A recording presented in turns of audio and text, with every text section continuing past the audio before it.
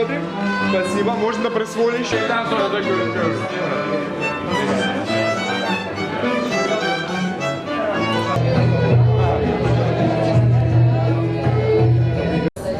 Türk Hava Yolları yaş ortalaması 6,9 olan 306 uçak sayısıyla Avrupa'nın en genç filosuna sahiptir. Ve dünyada 113 ülkede 288 noktaya sefer düzenlemektedir. Türk Hava Yolları Tataristanlıları, kazanları bar ettik. Türkiye bilen tügül hem bütün şit iller bilen de beyli. Kıskanışka karşı sonki vakitte alarının yolcularının sanı ezeydi. Anın iki sebebi var. Birincisi Resey'deki ekonomik abstanovka. O anın latarçasını işe ulaşakan bilmeyeyim. Abstanovka, kriz istisek de bulur.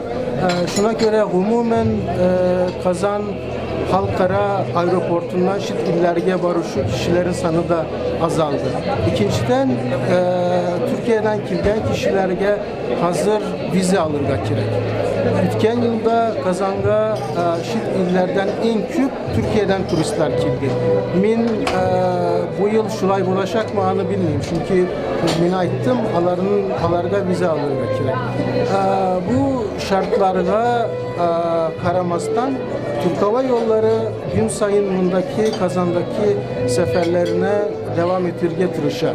Benimse bu alarının Tataristan hem Resey pazarına olan işanışlarını yükseltir. Bu dünyanın en konuşlu hava yollarından birisi, şirketlerinden birisi.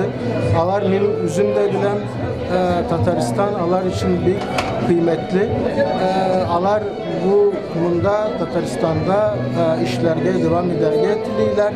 Bu günkü tantana da benim alarının aittim bu ışanışlarının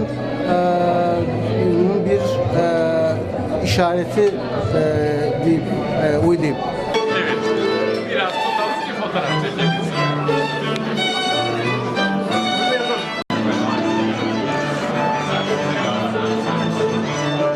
Счастливый обладатель этого билета стала Насибулина Лилия Ринатовна. Бурные аплодисменты. Как внимание, Evet, gel sen.